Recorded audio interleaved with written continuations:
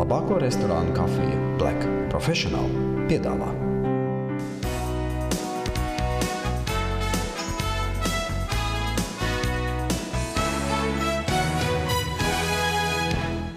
Mūsu tēma ir pilsēta par vai pret velobraukšanu. Cik bieži jums ir nācies piedzīvot gadījumus, ka jūs apstādināt, policis un lūdzu iepūst trubiņā?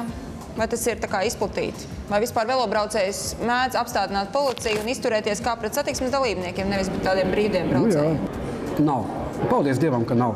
Paldies Dievam? Paldies Dievam, jo es uzskatu, ka policistam būtu jānodarbojas ar daudz nopietnākām lietām, svarīgākām lietām nekā tramdīt gājējs un tramdīt velosipedists. Oļegs Stoļarovs Zariņš, 49 gadi, velokurjers, .lv, valdes loceklis. Moto – dzīvo uz riteņa, brauc gan ziemā, gan vasarā. Es nedomāju, ka mūsu policijas resursi ir tik liels, lai viņi nodarboties. Jā, vai velosipēdists ir tikpat tiesājums kā autobraucējs vai kā gājējs? Viņš ir satiksmes dalībnieks. Jānis Andiņš, 25 gadi, Rīgas domas satiksmes departamenta projektēšanas nodaļas vadītāja vietnieks. Hobijs – veloturisms, fotografēšana, ēst gatavošana. Kā ar drošību runājot par pašiem riteņiem? Vai ir iespēja viņus novietot normāli pilsētā, pieslēgt? Es nedomāju šeit, teiksim, cilvēku zakšanas kultūru, kā viņi tālāk tur izmanto jau, bet vispār vai ir iespējams viņus novietot? Vai ir pietiekami daudz vietu? Situācija uzlabojās. Velo novietnes Rīgā kļūst arvien vairāk. Ir gan Rīgas doma uzstādījusi atsevišķas velo novietnes, gan satiksmes departaments, izveidojot zīmi draudzīgs velosipēdistam, ir aicinājis uzņēmējus uzstādīt velostatīvus pie saviem... Pie paviljoniem būs, jo tirgu it kā nedrīkstāt braukt ar velosipēdu. Tur taču arī ir kā gājēja zona, vai tad tur var tagad braukt ar riteņiem? Tas brauc uz tirgu pēc billēm ar velosipēdu. Tantiks pa gaisu, tomāti pa gaisu. Bet tas ir sarežģīti, jo īstenībā tantuk traucē, tāpēc, ka tu nevari pabraukt. Fiziski nevar pabraukt. Kuras ir tās vietas, kur tev velosipēds ir jāstumj un kur tu drīkst ar viņu mīties? Vai šāda situācija ir bieži konflikti ar strīdu sābols, teiksim tā? Tātad, ja ir ceļzīme gājēju iela, visiem zināmā uz zilā fona iezīmēts gājējs, tad velosipēdists nav tiesīgs braukt par šo vietu. Viņam velosipēds jāstumj. Lai padarītu braukšanu ar velosipēdiem drošāku, Rīgas doma gādā par veloceliņu izveidi. Šobrīd pilsētā ir 6 veloceliņi, un to kopējais garums veido 29 km. Pa šiem celiņiem var no pilsētas centra nokļūt Imantā vai Mežparkā. Pa dažiem savukārt tikai vienkārši pabraukāties. Šobrīd turpinās veloceliņu būvniecība no Biķernieku ielas līdz Lubānas ielai. Jūlijā paredzēts pabeigt veloceliņu būvniecību no centra līdz Beģiem. Diemžēl tieši aizrautīgajiem braucējiem, kurus divriteņi sēž te katru dienu, šie celiņi nedod gandrīz neko. Mums tiek tērēta milzīga nauda, lai cilvēki varētu pilsētu braukt ar velosipēdiem. Tu to kaut kā jūti? Galīgi nemaz. Tikai un vienīgi, es nezinu, pabraucot mazu gabaliņu no Vanšu tilta pa apakšu, tur, kur ir tas vēlēcāņš uz Jūrmalu, kas, man liekas, ir, nezinu, pilnīgi nekas. Velosipēdistiem pilsētā jā vai nē? Velosipēdists pret ierēdni. Diāna un Gustavs arī par un pret. Kam taisnība? Pieņem, ka ļoti daudz velosipēdisti arī brauc gan ar automašīnu, gan arī ar bērniem pastaigājas pie iela, bet kas notiek tajā prātā, kad cilvēks uzkāp uz riteņa? Kāpēc tas mainās? Es ļoti labi varu šito jautājumu atbildēt. Mums vispārībā Latvijā nav tāds velo izglītība kā tāda. Ir velosipēds, bet velo izglītība nav. Ja, piemēram, Vācijā jūs mācāties skolā kā bērns, ja, un jums ir obligātās velotiesības. Skolā obligāti jūs tur kaut kādā klasītē noliek velotiesības, jums nāk pasniedzējs stāst, ka jābrauc ar velosipēdu. Arī ir ļoti labi iespēja to izdarīt skolās. Nav tāda iespēja, tāpēc, ka vienkārši mums Latvijā ir tikai fakultatīvās mācības. Tas nozīmē, jūs kā pasniedzēji uz savu roku, bez maksas, rīkojot savā skolā velo kursus. Bez maksas, starp citu. Un dažas skolas tāds ir, bet tā ir viņu tāda iniciatīva, ja, cilvēku entuziasms. Ja. Obligāti tas nav, un tā ir lielākā muļķība. Un tādā gadījumā, ja mēs gribam, lai 12-gadīgs bērns paņem velosipēdu, piedodiet man, kas viņu ir mācījis?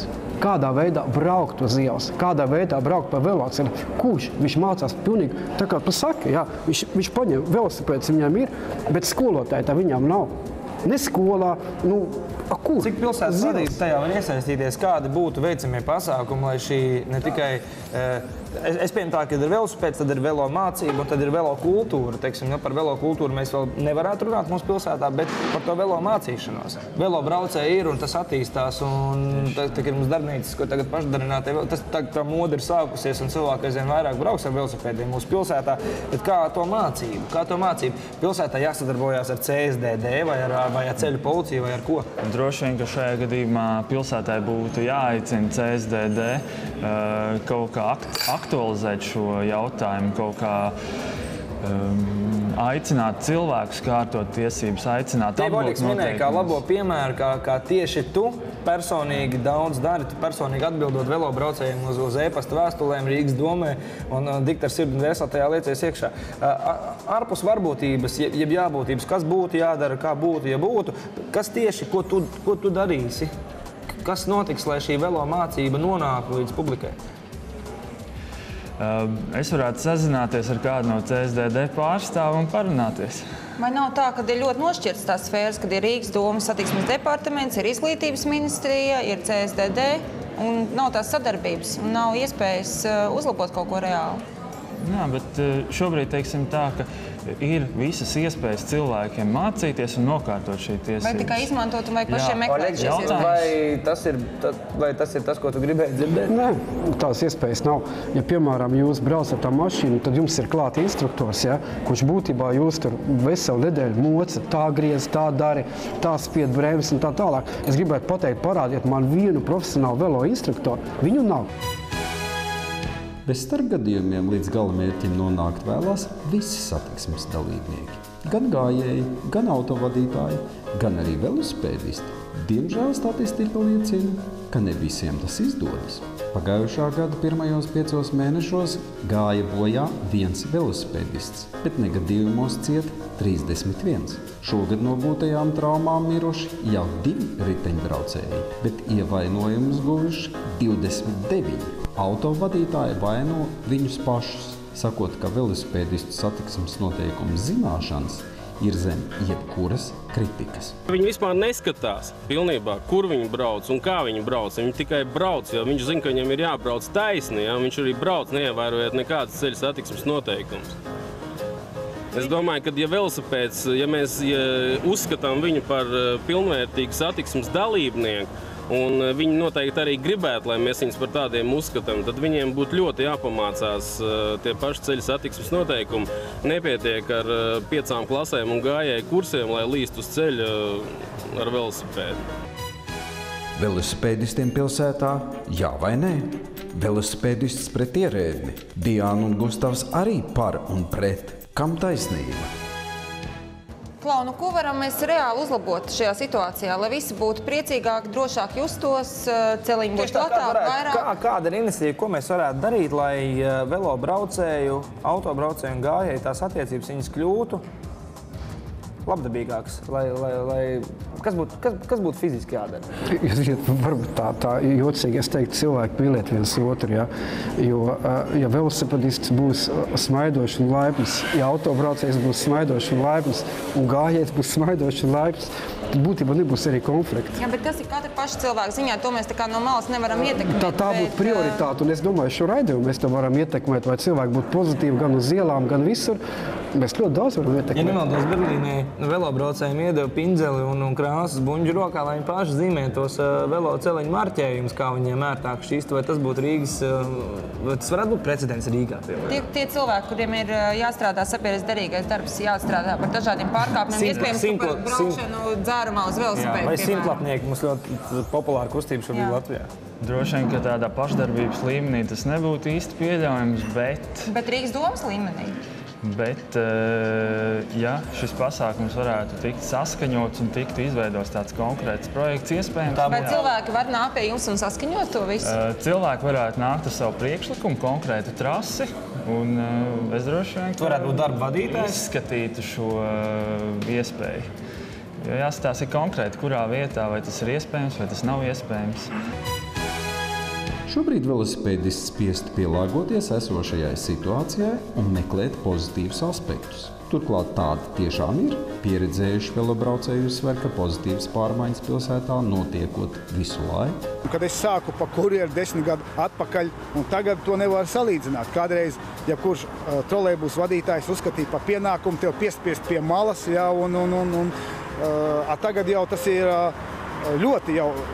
Ja salīdzinām ar tiem laikiem, tad šogad ir tas mainījies tik uz pozitīvo pusi. Tomēr ir skaidrs, ka aktīvākie velobraucēji ir tieši jaunieši, kuriem uzbrauktos atrasties un riskēt ar savu dzīvību un veselību nevajadzētu. Tādēļ pilsētas pielāgošana ekoloģiskam transportam ir aktīvi jāturpina. Tas, kas Rīgas iedzīvotājiem vēl ir tikai sapnis, citviet jau sen kļuvis par realitāti. Veloceliņu schēma, piemēram, Zviedrijas pilsētā Gēteborgā, ir iespaidīga. Zinātāji uzsver, ka tas nebūtu nav nesasniedzams rezultāts vai ļoti ilglaicīgs darbs. Galvenā problēma Rīgā esot kļūdas, kas tiek pieļautas nemitīgi. Ja veloceliņu uztaisa tādu, kas riteņbraucējiem neder, nepatīk, tad drīzāk ir iegūts pretefekts, jo varas saka, bet viņi taču tos veloceliņus nelieto.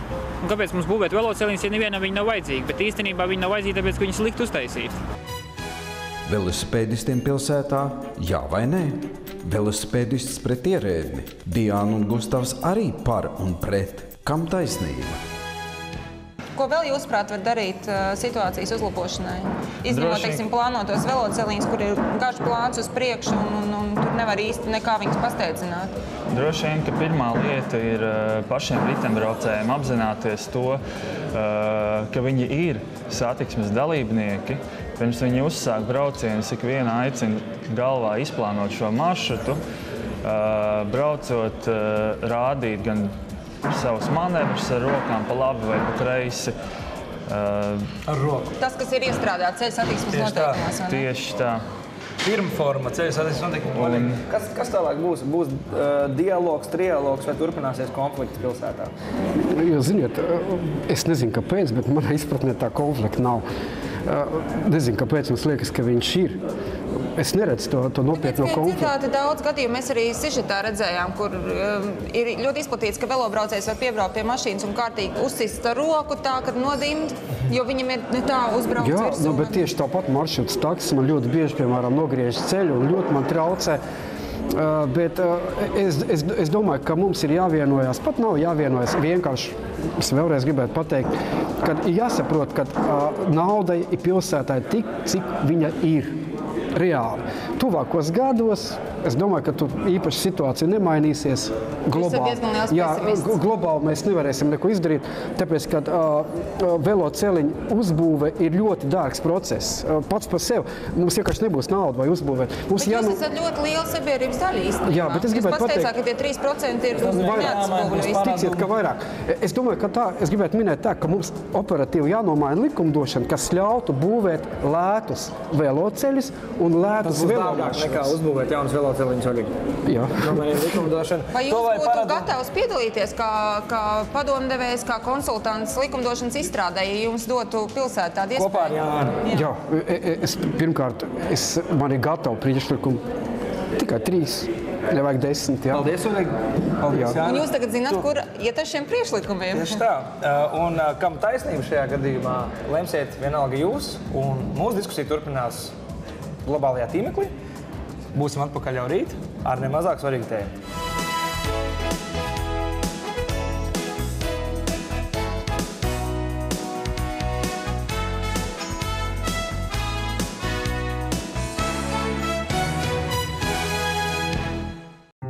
Labāko restorānu kafiju Black Professional piedāvā